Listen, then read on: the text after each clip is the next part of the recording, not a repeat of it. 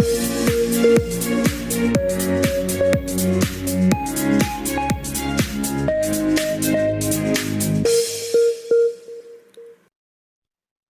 everybody, and welcome to this new episode of the MACE podcast. I'm your host, Marco Macente, and I'm so excited to be here with all of you.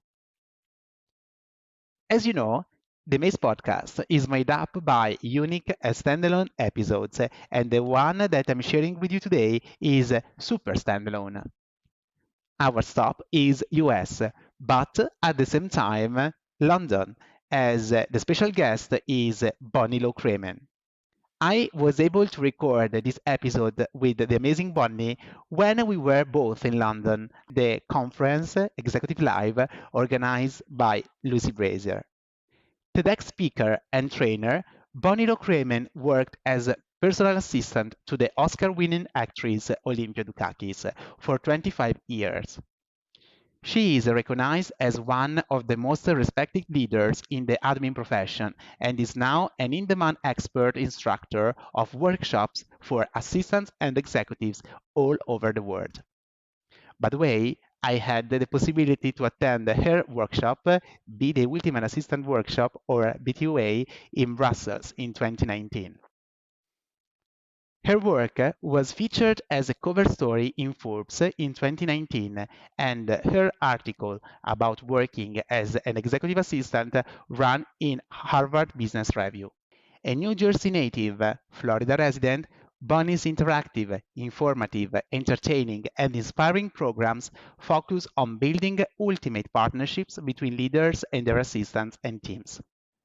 Bonnie's passion is to affect positive change in the global workplace by paving the way towards healthy, respectful, and highly productive relationships.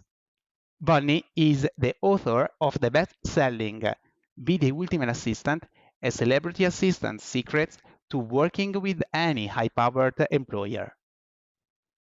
In 2015, Bonnie was named Educator of the Year, and her workshop was named as one of the top 7 conferences to attend since 2018. I'm sure that she will bring a lot of insights and suggestions to all of you.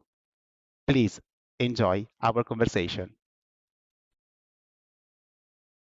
Hi, Bonnie. What a pleasure to be here. We are both in London, and I'm looking forward to this interaction. Welcome to the MACE podcast. How are you? I am good, Marco, and better for seeing you Thank- again. Thanks a lot. So, first of all, thanks for your time because you are here with me for making this episode together, and I really will treasure this episode forever, you know. And so let's go in details because I have already shared with the audience a little bit about your history and your experience. And I also told that we met at BTUA in Brussels in November 2019. It was an amazing workshop, and I recall every single moment. So, being a trainer and a coach for thousands of admin professionals all around the world, would you please describe how the pandemic has changed the roadmap of the admin role and how you are addressing this in your workshop, in the B2A workshop? Yeah, it's changed quite a lot. There's, as experienced as assistants are, there's so much that's new rules, new protocols, new schedules. So I think the biggest sea change is that pre-pandemic assistants wanted so much to do a hybrid work schedule, but leaders were resistant. The pandemic forced them to the hybrid schedule, the totally remote, the partially in the office, partially at home. And that is creating real differences in companies, and not every assistant wants to be at home. It's not the same for every assistant. It's not one size fits all. So that's why there's this great resignation. And at BTUA, we talk about the reality of what's happening in the workplace right now. And it's as many students as there are in the room, it's different for each one of them. Overall, what we're finding in 2022 is that the danger for assistants who are really the ones who are working at home and loving it, the danger is being invisible. to their leaders. Yeah. The role already has a perception problem. We know that. Yeah. Where there's a disconnect between what leaders in HR think assistants do and what assistants really do. Absolutely. You say that. Yeah.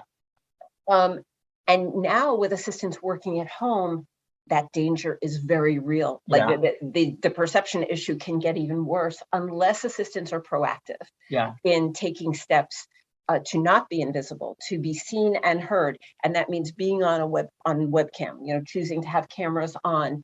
And when you go into the office, to show up in a professional way, to look the part, sound the part.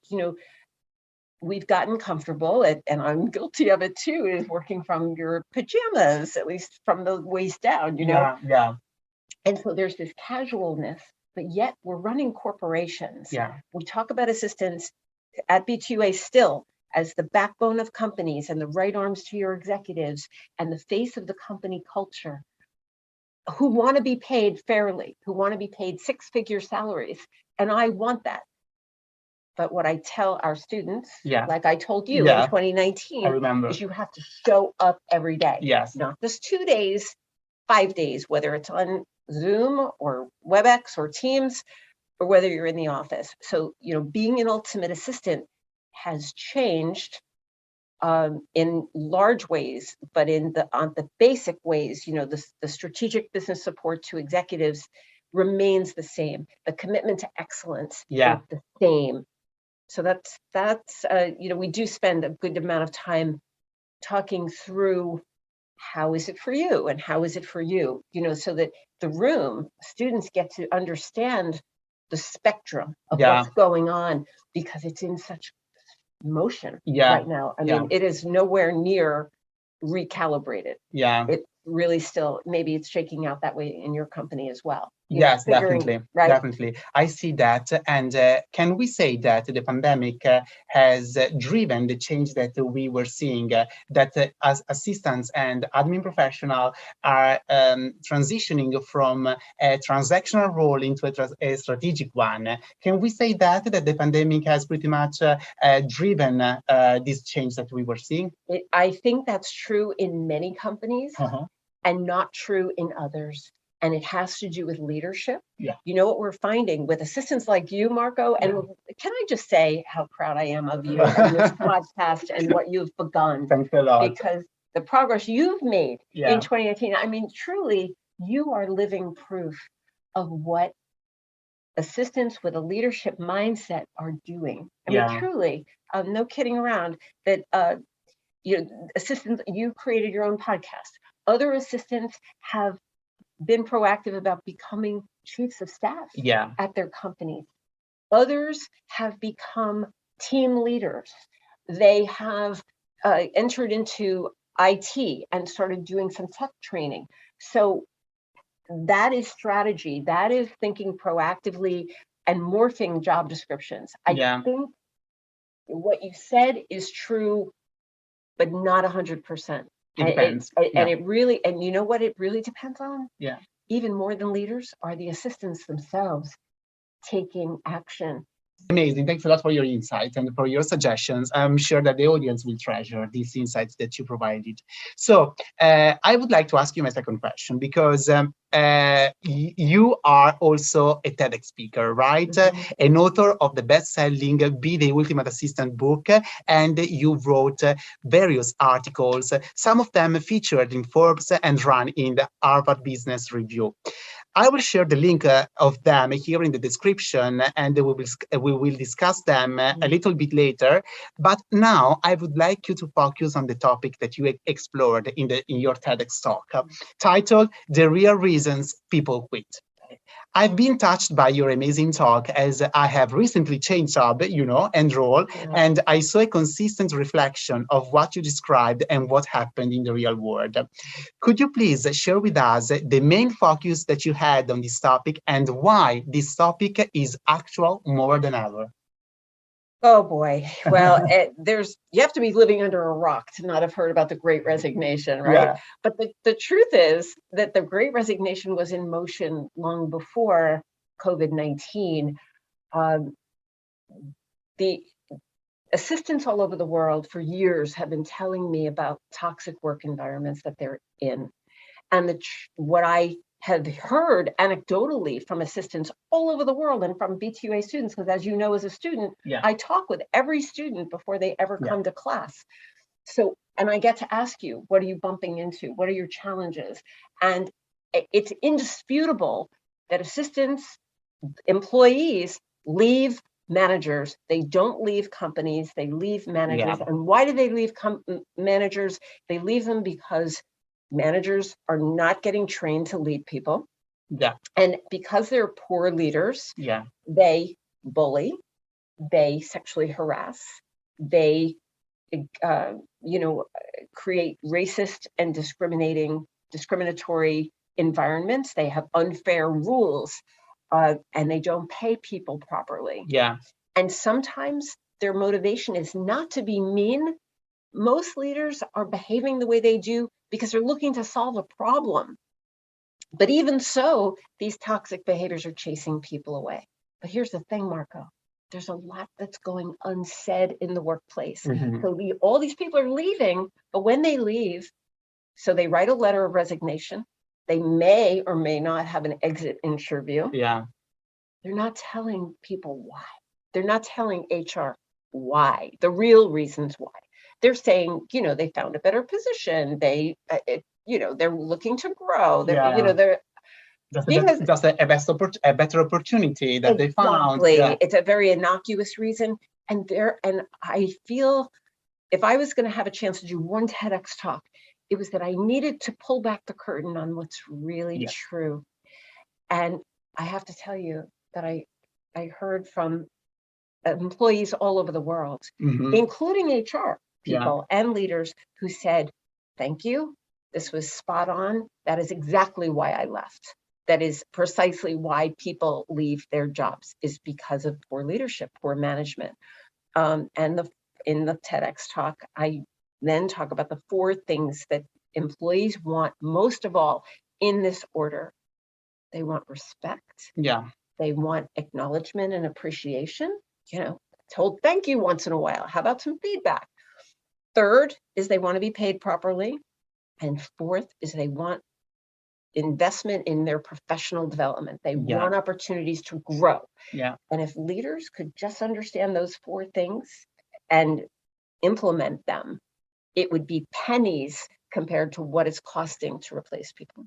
Great. I love this point, Bonnie, and I would like to witness for this. And because I know that your stakeholders are not admin professionals. You are speaking to HR, you are speaking to executives, you are speaking to many different roles in the industries, across different industries. So I'm so happy that in just one talk, you was able to bring all your insights and suggestions. It was amazing. Thank you. They gave me 15 minutes. I took 14 and change. It was a challenge. So thanks a lot for this insight. Now, setting the focus on the 2 articles that you wrote, titled, Now is the Time and Is the Executive Assistant the Right Career for You? I read them and I really was inspired and impressed how you could start from your personal experience, having been for 25 years the personal assistant of the Oscar-winning and Greek actress Olympia Dukakis. I need to mention this, and the people know why. And then envisioning the assets and the challenges that the admin role is about. So you were able to connect, right, your personal experience to the role itself. You speak about perception, leadership, partnership, harassment, and bullying as burn topics in our workplace. So in these articles, you have portrayed all of these topics. Could you please tell us your major insights on this in order to share and inspire our audience on these new horizons and that could be very enhancing? Yeah, thanks, Marco. I'm really pleased that Harvard Business Review cared to ask for an article about what's happening for executive assistants in 2022. That's an achievement right there, frankly. Yes, definitely. And I'm grateful that they came to me for that. And so I felt like, well, here's my chance to set the record straight. That if I believe, and I do, that there's a serious perception issue about the role, then here's my chance. It's like, okay, Bonnie, put your money where your mouth is, right? And so I worked to paint the picture of what you do, Marco, which is no longer that old perception of an assistant who is transactional, but rather someone who is in a peer-like situation with their leader. One where you're at the meeting with your leader, where your opinions are sought after, where if you can't show up at a meeting, they say, you know what, we need to reschedule because Marco can't be there. We need him there. That kind of thing. You're that important that you're viewed as part of the leadership team. And sometimes you may even sit in for your leader at a meeting. In the article, it's been shared many, many times.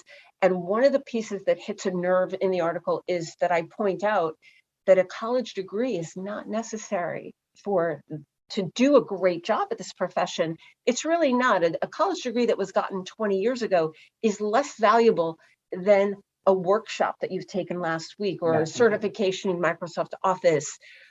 The assistants who are functioning at the very highest levels like you are extremely resourceful. You are creative. You see around corners. You can stay 5 steps ahead of your executive. You're in your executive's inbox, and that you know what they need before they know what they need.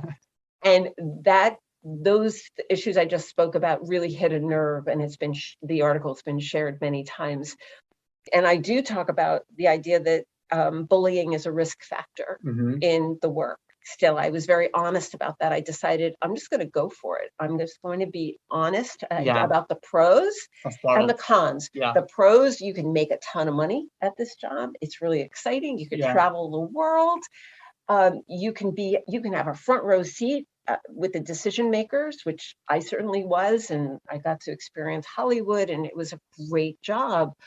But the cons are, it can burn you out, and bullying is a very real thing, and sexual harassment, and that's why assistants need to choose their companies really carefully about where they work and to do the research on, is it a culture of respect or is it a culture of disrespect? Because when it's a toxic work environment, which is apropos to our last conversation about the other article, the TEDx talk, is that those behaviors are slowing us down. In the workplace of 2022, we have to be working at optimum effectiveness every day. Maximum productivity. When you're experiencing the behaviors of bullying, it slows us down. It shuts us down. It stops us dead in our tracks, and we lose productivity. It's impossible to be experiencing those behaviors and to not have it be preoccupying you and taking up valuable brain space that can't be used doing other things. So leaders, I hoped in the Harvard Business Review article to highlight that in such vivid terms, Marco, that leaders would recognize it and to understand it's not smart to tolerate these behaviors. It's not like it's nice to do, to like, oh yeah, well, let's be nice to people. No, you're losing money by tolerating these behaviors. You're chasing people away. And if they haven't quit yet, you got to be knowing that they're sitting at their desk thinking about quitting. True? Yes, definitely. I absolutely agree. I absolutely agree. And these are more than ever relevant, actual topics that we need to take into consideration, right? In order to raise the awareness, the consciousness. Yes. And let me say one more thing about that. The pandemic it's still here, right? It's been going on for over 2 years. That has caused in people, we're human beings, and in human beings, it's caused us to feel stressed and anxious and uncertain, and it varies from person to person. It varies on how old you are and how vulnerable you feel. It's made us think about our own mortality because, my goodness, people were dying in record numbers. How could you ignore it? So this acting out, this stress and anxiety has caused, perhaps you've noticed, overt behaviors in the workplace, some angry behaviors, rage, and unusual behaviors. And I think that, we've seen articles about the mental health problems I think we've only seen the tip of the iceberg. Yeah. And so bullying is not going away, because sometimes when people are feeling super stressed, they act out their stress in those ways. So that's my point about that. We are so not done. And so executive assistants need to be really smart about vetting the companies where they're working, because salaries are going up. That's a plus. Jobs are plentiful. That's a plus. Yeah. But be careful, because right now, the workplace is in real volatility. This is not settled down yet. And executive assistants can be integral, can be essential in helping to shape what this new thing is. And I know you're doing that, which I love. Thanks a lot, Bonnie. So it has been amazing. Wrapping up today, let's ask me my last question. So now we are both in London, looking forward to attending Executive Live, organized by the amazing Lucy Brazier. Yes. You will be one of the panelists of this conference. So can you please share with me and with the audience, what are you going to speak about? Title of the panel that we're doing, it's called, Rejuvenation or Resignation. Yeah. And I'm speaking first. And without giving too much away, I'm going to be talking about a change of mindset for executive assistants and you heard this at BTUA, that I want every assistant to think of themselves as the CEO of You Incorporated. Yeah, I love this slogan. Right? I will put it in the description as well. That you are in charge, that assistants in 2022, more than ever, it's an awesome profession, but more than ever, it's so important to think of yourselves as a leader who has a responsibility to speak up to your leaders, even if the leaders don't think they need to know from you. That we're in a very volatile environment right now. And so to think of yourself as a business, and that every day you get to decide how you're going to behave, how you're going to conduct yourself. You're in charge of your life, your career. Nobody else gets to call that shot. You get to call that shot. Absolutely. And I see assistants like you stepping up and doing that. And I want to, truthfully, I'm hoping to light a fire under everybody who's wanting to in that room, who's aspiring for more. Yes. But it's going to require a change of mindset, like, I no longer am an order taker, but I am someone who has a voice to say what I see, because everybody knows assistants see and hear everything. The time is right now. That's why I called that article, Now's the Time. To show up, to stand up, and speak up. Yes, these are my 3 takeaways that I wanted to mention. You are forecasting this. About the issues that matter. Yeah, absolutely. And it's different for everybody. I don't pretend to predict what you care about versus one of your colleagues, but there's, in every company, no matter how well they're run, there's always room for improvement. And what I see in the clearest terms is that the executive assistants of the world are in a unique seat to affect positive change about those things. Amazing. Yes, and I want to highlight the 3 magical S that I took from your B2A. Speak up, show up, stand up. These are the 3 S that I remember that are the most important in order to raise the bar, right? And another thing that I wanted to share that can be also enhancing for our audience is that silence is the enemy. So we need to speak up, because when we face something, we need to speak up, and we need to raise awareness in our team with our managers, making them aware of what is running, of what we are living, in order to be on the same page. And you've done that, haven't you? Definitely. And good things happen. Yes. The fear is that, oh my gosh, I can't speak up, I'm going to be fired.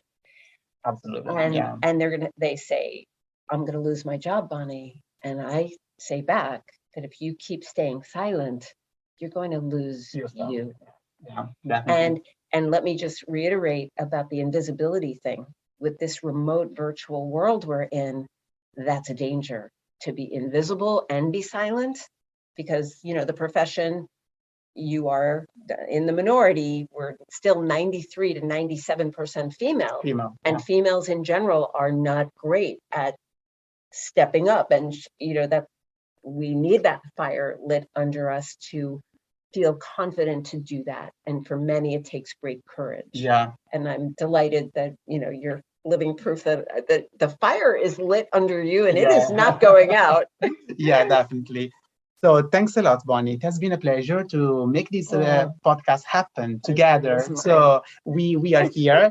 Let's meet tomorrow at the conference, because tomorrow will be our first day. We will be listening a lot of trainers. You will be part of the panel as a panelist, and I'm looking forward to listening to you and to grabbing all your insights and suggestions during the conference. Well, thank you, Marco, and you'll share them, because that's what we talk about at BTUA, isn't it? That it's not enough for me that you get this, but look what you're doing. You're sharing this with other people. And that's how I think the world is going to change. And before I'm done, that's what I want. I'm admitting to you and everybody listening, you might think I'm crazy, but I really do want to change the world. Yes, definitely. And I think we can. Yes, definitely. Be the change you want to see in the world. There you go, this is my other takeaway. Yeah. So thanks a lot for your time. It has been a pleasure to be here with you. See you tomorrow and have a nice evening ahead. Thanks a lot, Bonnie. Bye. Thank you, Marco.